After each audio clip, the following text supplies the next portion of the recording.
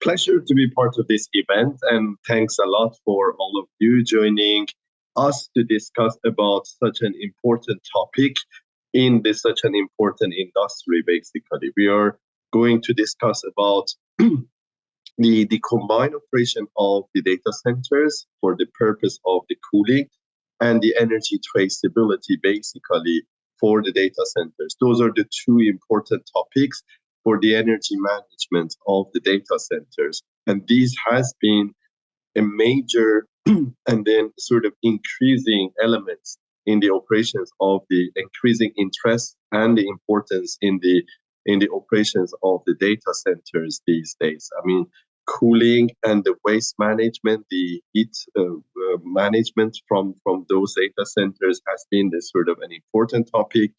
And then, sorry for my voice, I got a cold. And then the energy traceability topic on how we make sure that the energy consumed by the data centers is coming from the source that is being claimed, and what are the carbon content of that kilowatt hour or megawatt hour of the consumed energy for the data center is being a sort of the major topic and the major importance in the industry, basically. So I will start to give you more discussions about this cooling angle, and then what do I mean from organic data centers and the combined operations. I will go to the energy traceability topics afterward, and then I assign a good amount of time for the Q&A section. So then is is open to everyone to ask questions, and then I'm happy to discuss about the different topics that they will come up in as a matter of this conversation, basically. I mean, we all know that the IT sector is accounts for 2% of the around that, and then is increasing a lot on the total carbon emissions. It seems to be a low number, but then if you compare it with the aviation and the movements that we have there, basically is the same amount. And then we see, for example, in the aviation sector, we are discussing about SAF, for example, sustainable aviation fuel, and a big movement there. And then we see on the IT sector that we have the some good movements as well, but then the size is the same as the aviation. And then it is the fact that it is increasing considerably. I think it makes it even more important when we discuss about the energy management for the data centers. I mean, the energy demand for that sector is increasing, is doubling every 9 to 24 months, basically. And then the size of the only data center consumption in the US is equivalent to the total consumption in Sweden, basically. It doesn't mean that Sweden has lower population. It means that it has a significant importance in the area that we are discussing about the energy management, and the fast pace of changes on those sort of industry when we are increasingly dependent on the data centers, and then having more data on the clouds and all the operations there. We see the high importance of addressing the energy waste management from those data centers, and then addressing the right ways to manage the energy from the data centers in the larger scales, basically. If you look at the actual heat waste that we see with data centers, we see in the seasonal way that there is a correlation between the demand for the other type of the heat consumptions that they might combine with the data center to make an organic way to make the waste heat to be used in a proper manner. I mean, in the summer, of course, there is a sort of lower heat that is coming, and then this can be used in the data center, and that correlation has made us to look at the combined solution between a data center and the greenhouses, where there is a possibility to take the waste from the greenhouse and then being used in from a data center and being used in a greenhouse, basically. There are 4 models that we have investigated, and we put the efforts to to make that commercial in the real data centers, there is one is called the free cooling with return, when the heat waves coming from the ICT servers can go to the greenhouse, and then there will be a sort of a return of the cooling and then the fresh air coming inside the data centers. There is a sort of a way that the free cooling without the return, that is the only the heat from the data center is going through the sort of the greenhouse, and then there will be some sort of waste from the greenhouse that is coming out as well. And the last model that we have been looking at is the way we call it more air conditioning type, that there is no fresh air coming from the data inside the data centers, and the sort of the heat waves coming from the data centers goes to the greenhouse, and there is a sort of the output of some sort of waste from the greenhouse that is coming. Generally, it is increasing the efficiency, energy management of both the data centers and the greenhouses. These three models can be different and applied differently based on the location and the heat that is coming outside a data center and the sizing of the greenhouse as well. But this we see that has been a way to manage the heat from the excess heat from the data centers, basically. I mean, we call it organic data centers, and then we believe that this will contribute to lower the carbon emissions on the operations of the data centers considerably. And that's the sort of the way that the food that is produced from those greenhouses can be labeled also in a way that they contribute to the carbon reductions, and then can be labeled in a way that make the customer awareness generally from that sector as well. And this we have seen a sort of some implementations of that in the mainland of the Europe, and then also some in Sweden and the Nordics as well. And then those type of implementations, of course, I mean, there are ways to manage the excess heat in much different ways. Injecting that to the district heatings, for example, that has been a solution. But those sort of innovative ways, they're more location-based, and finding the right balance of the solution for that specific location of the data center and the greenhouse would contribute to the lower investments, basically, to manage the excess heat, reducing the carbon emissions, and bringing more operational efficiency for the both sides of the picture, both the sort of the data center and also going to the greenhouse as well.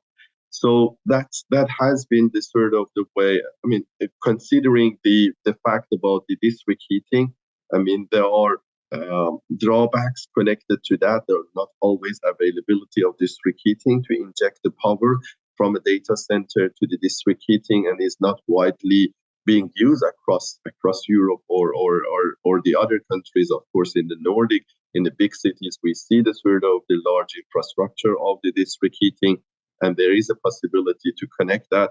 But then again, I mean, in the locations that we have district heating, the price of land is much higher, and then not properly, not a proper location for the bigger data centers, if there is a need for the larger sizes of the data centers to be implemented. And that's where we see the sort of the organic data centers that we are looking at, and we have developed the business models around that has been the sort of the solution to address the excess heat, and then make a sort of a combo investments when it comes to the packaging, the investment basically, or location in sort of a strategy for a data center or even a greenhouse basically. Moving forward from this exciting topic to the other angle, where we see the sort of excess heat to be a large percentage of the energy that is normally being wasted. Now we're going to understand that what is the sort of the energy traceability aspects connected to the data centers, and why this is gaining such an importance in the operations of the data centers going forward. I mean, energy traceability is generally a consumer right, because in any product that is being consumed, it is a right of the consumers to know the source, and then can properly make a decision on which product they are buying. I mean, we know all we know about the climate change and the effects that has been made on our lives. And then, of course, the third angle is about the carbon reporting, and then the eventual quality of the services providing from the data center going to the end consumers, basically. And if it is a co-location services or whatever sort of services, the operations of the data centers would influence on the eventual quality of the services provided by the data centers to the end consumers. And then, of course, it's not affecting on the PUE in many senses. I mean, PUE is affected by the way that we access it, but it's discussed. But then this energy traceability is an extra measure, making sure that there is a way to make the energy basically traceable and show the customers the exact sort of carbon content of the consumed energy for the data centers. The challenge here is like that we cannot tag electrodes. I mean, you can go to any for the clothing shop and then you buy the clothes that is properly labeled. Where does it come from, or what is the material that is being consumed for that? But then for electrodes moving through the sort of the whole power grid is hard to or I mean impossible generally to tag them basically. And that's why we develop, I mean, when I say we, basically those that are leading the industry or just setting the standards for that, not me specifically, but then the people involved on those developments, a sort of a book and claim system. I mean, we have the same challenge with olives, for example. It's hard to to to label each olives, and then it goes to be a sort of an olive oil. And then also is the same challenge when there is a consumption for the energy inside a household or a data center. It's hard to label if this is coming from the solar panels or coming from the wind farm. And then the biggest issue is basically the trust or the compliance basically connected to that. How does it work? I mean, I mentioned about book and claim systems, works for olives. The same works for the energy side as well. I mean, when there is a requirement to buy the X amount of the product that should be from sustainable sources, instead of buying all the products that is coming from the sustainable sources, you can buy the certificates that just labeling that sort of product that is coming from that is always connected to a physical product that is coming from that sort of system. But then also you can buy your product separately and buy the certificates connected to that, so that you verify the source with that sort of certificates that verifying the source. I mean, imagine here that we see that if there is a sustainable sources and then there is a need for the certificates. Eventually, we end up buying these 200 kilograms of sustainable and non-sustainable ones. But actually, directly, you might buy only 100 kilograms, like directly from the sustainable source, and for the rest of them, you buy the relevant certificates that is connected to a sort of a sustainable product, basically, that is being consumed. I know that this might feel a bit dodgy, or you might feel that is that sort of the right way to manage that. But this is the sort of the only way that we managed such a mass of the products, and then we try to understand the source of those products in olives, and then going the same for the energy. Basically, we have booking claims for the energy across the board, widely accepted, and it's named very differently in different countries, but then it's exactly the same or almost exactly the same system for the verifying the source of the energy. In North America, it's called REC. In Europe, it's called Guarantee of Origin.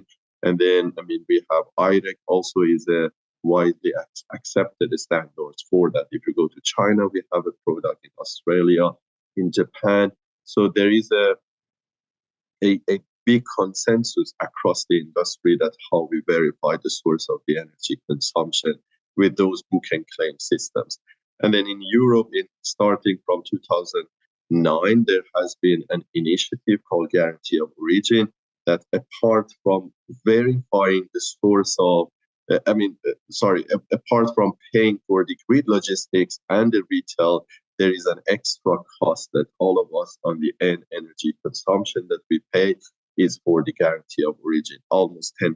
It can be up and down depending on the pricing of that, because it's basically a free market for that product, broker-based type of systems that's still not really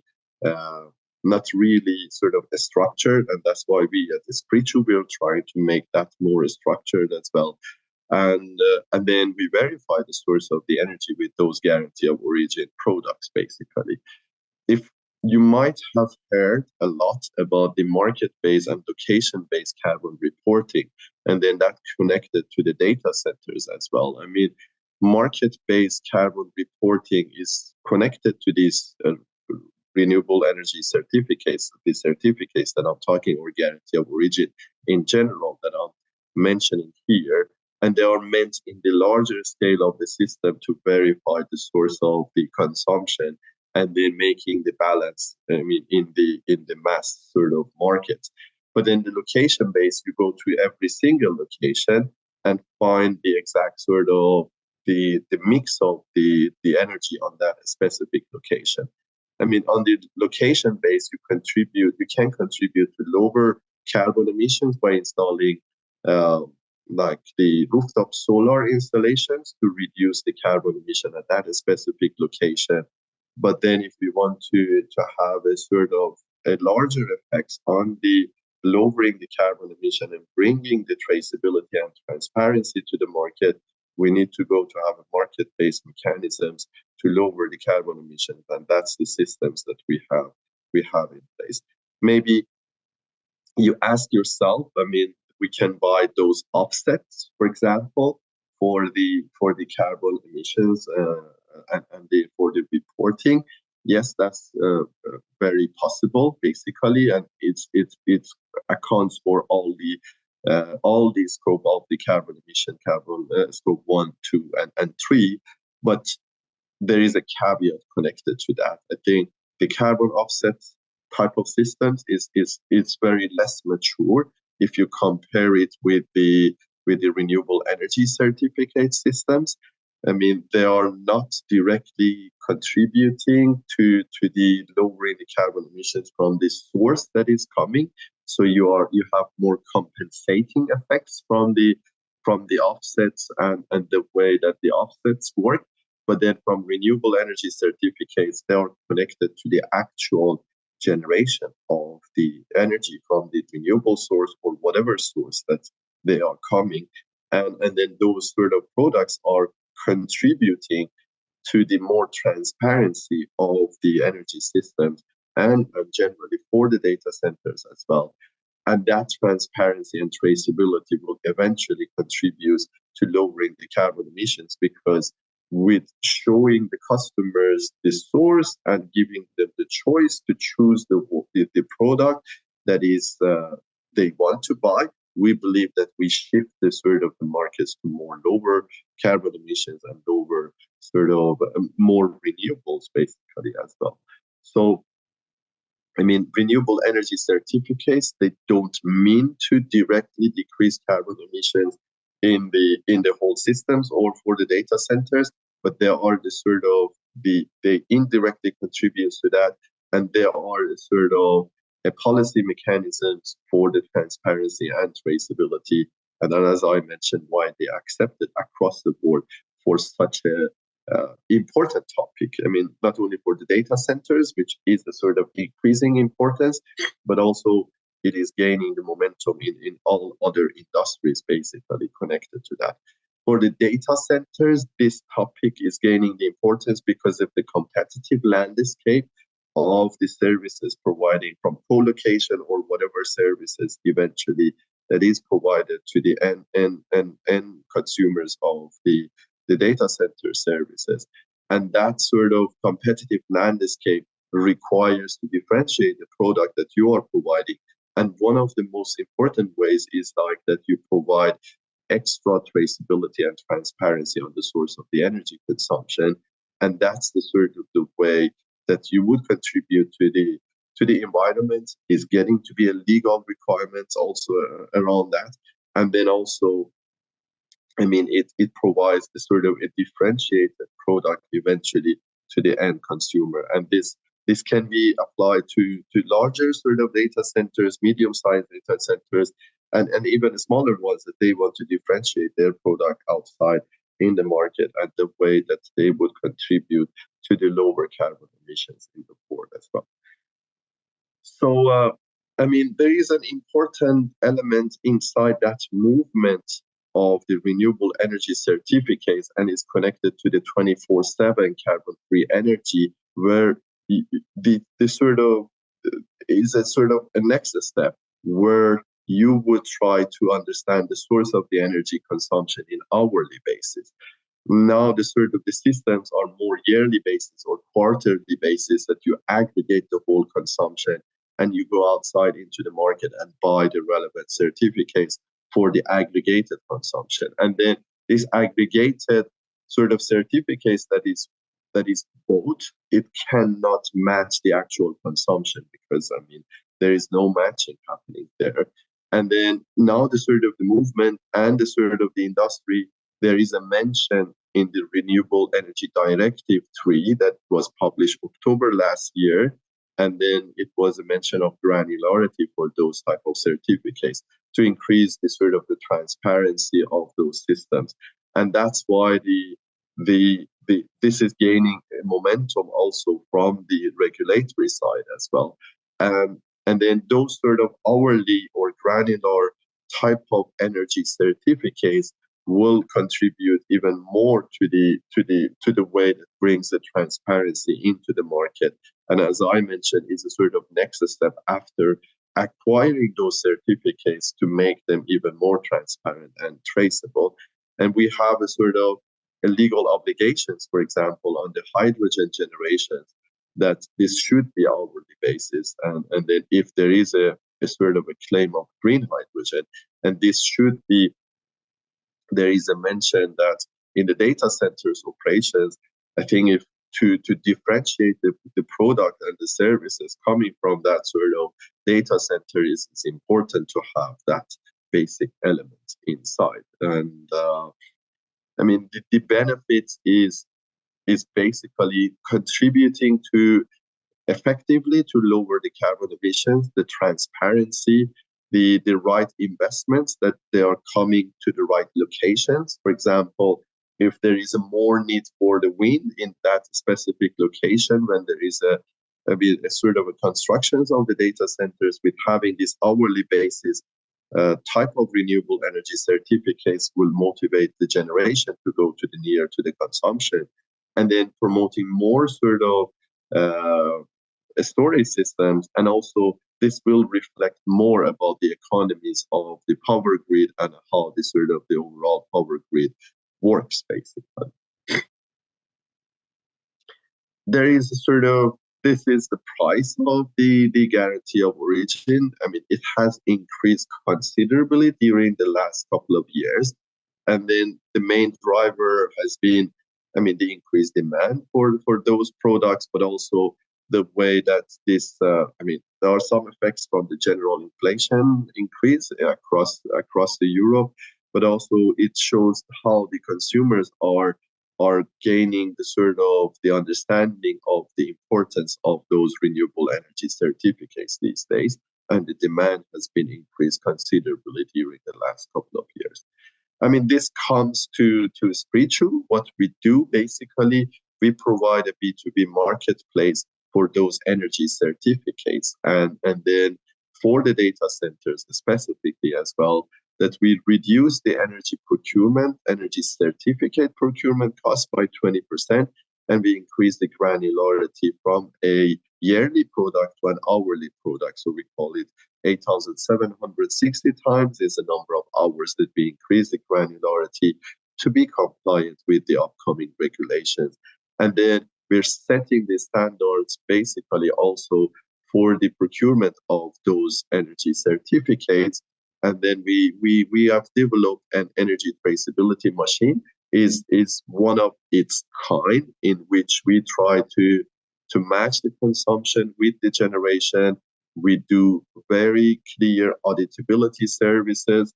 We provide some tokenizations that can be connected to some blockchain systems, and it can be even connected to device level, basically.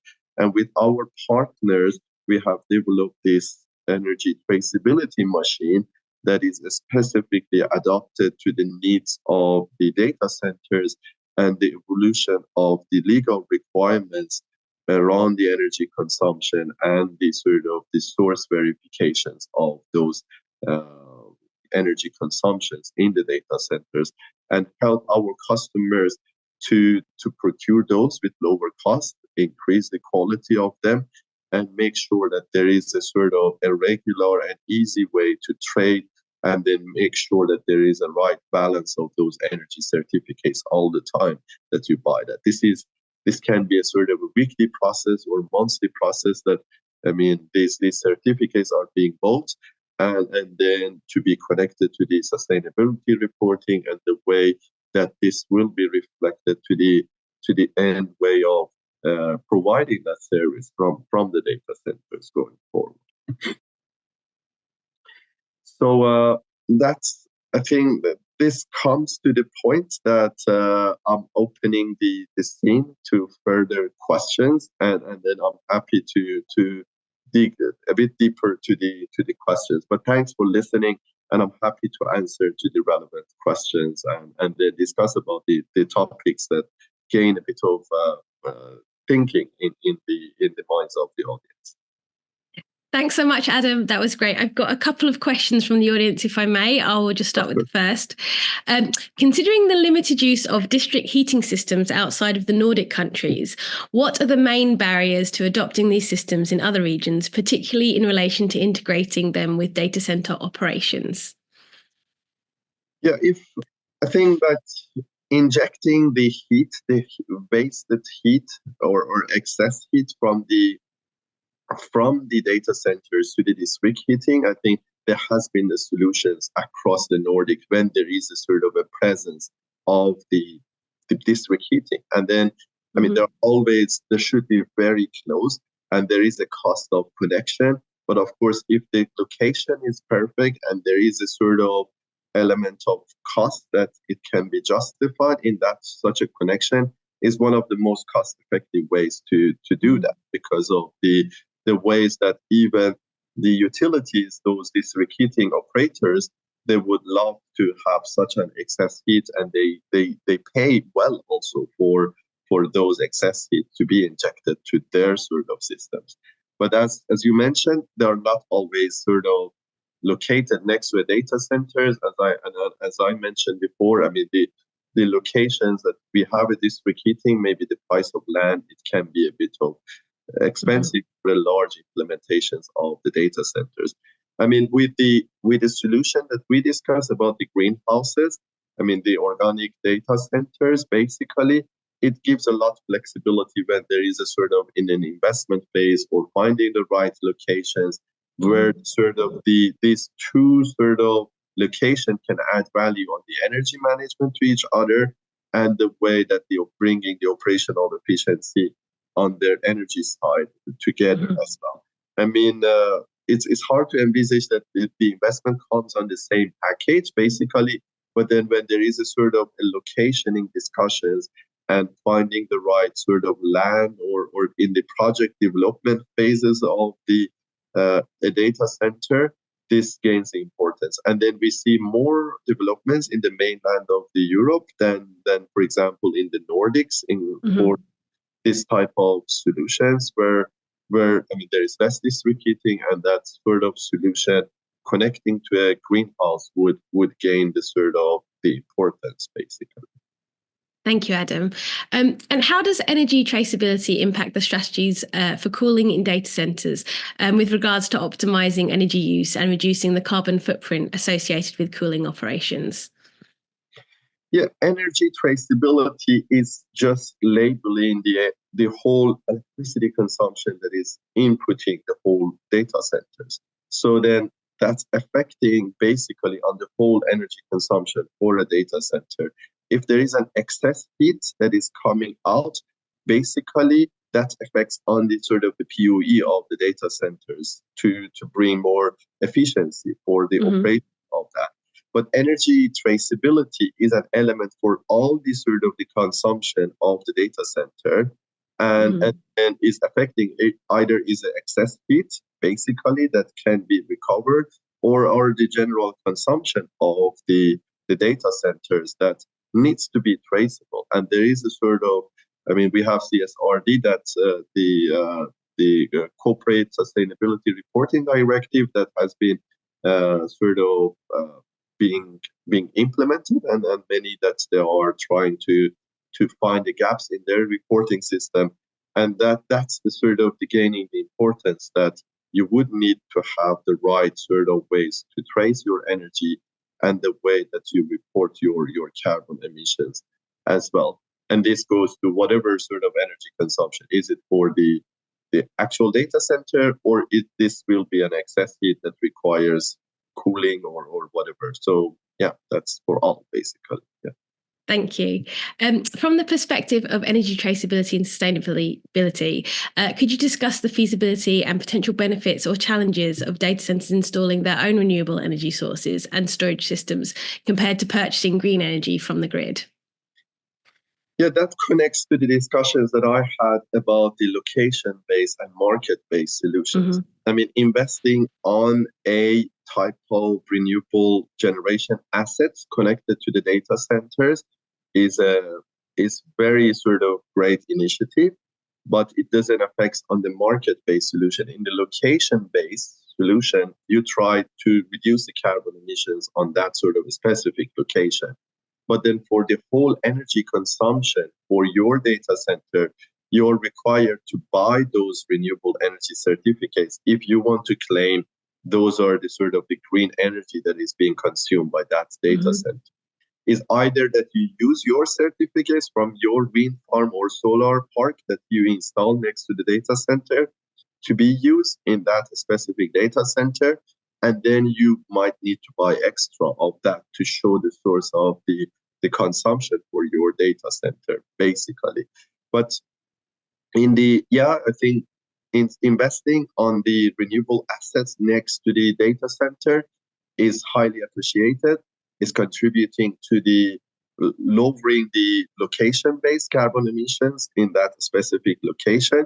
But then the general rule is that for the market-based solution, you need to buy those renewable energy certificates for the whole of your consumption, either coming from the external sources that are being purchased, or there's a sort of your solar or wind farm that they generate certificates as well that they can be cancelled or assigned to your consumption in your data center.